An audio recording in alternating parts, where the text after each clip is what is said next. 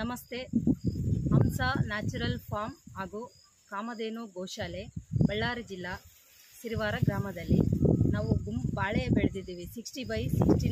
60x60 ನಾವು ಬಾಳೆ ಹಾಕಿದ್ದೀವಿ. ಬಾಳೆ ಮಧ್ಯದಲ್ಲಿ ನುಗ್ಗಿ ಗಿಡಗಳನ್ನು ಹಾಕಿದ್ದೀವಿ. ನುಗ್ಗಿ ಗಿಡ ಯಾಕೆ ಹಾಕಿದ್ದೀವಿ ಅಂತಂದರೆ ಅದರಲ್ಲಿರುವಂಥ ಪೋಷಕಾಂಶಗಳು ಬಾಳೆಗೆ ಸಿಗುತ್ತೆ ಅಂತ ಹೇಳ್ಬಿಟ್ಟು ನಾವು ಹಾಕಿದ್ದೀವಿ.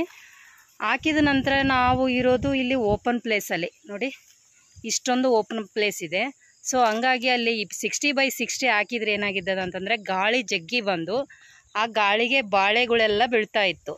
ಆ ಬಾಳೆ ಬೀಳೋದ್ರಿಂದ ನಾವೇನು ಮಾಡಿದ್ವಿ, ಗುಂಪು ಬಾಳೆ ಮಾಡೋಣ ಅಂಥೇಳಿ ಗುಂಪು ಬಾಳೆ ಬೆಳೆಸಿದ್ವಿ. ಸೊ ಈ ಥರ ಇದೆ ನೋಡಿ, ಗುಂಪು ಇರೋದ್ರಿಂದ ಗಾಳಿಗೆ ಬೀಳೋದಿಲ್ಲ. ಇನ್ನೊಂದು ಅದರಲ್ಲಿ ನುಗ್ಗಿ ಗಿಡ ಕೂಡ ಸಪೋರ್ಟಾಗಿ ನಿಂತಿದೆ ನೋಡಿ. ಗುಂಪು ಬಾಳೆ ಈ ಥರ ಬಂದಿದೆ. ಈಗ ಇಲ್ಲಿ ನುಗ್ಗಿ ಗಿಡ ಇದೆ, ಇದರಿಂದ ತಪ್ಪಲು ಎಲ್ಲ ಇಲ್ಲಿ ಕೆಳಗಡೆ ಬೀಳುತ್ತೆ.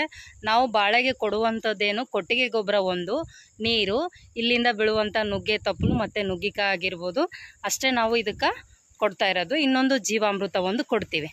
ಸೊ ಇಷ್ಟು ಕೊಟ್ಟ ನಂತರ ಇಲ್ಲಿ ಬಾಳೆಕಾಯಿ ಆಗಿದೆ ನೋಡಿ.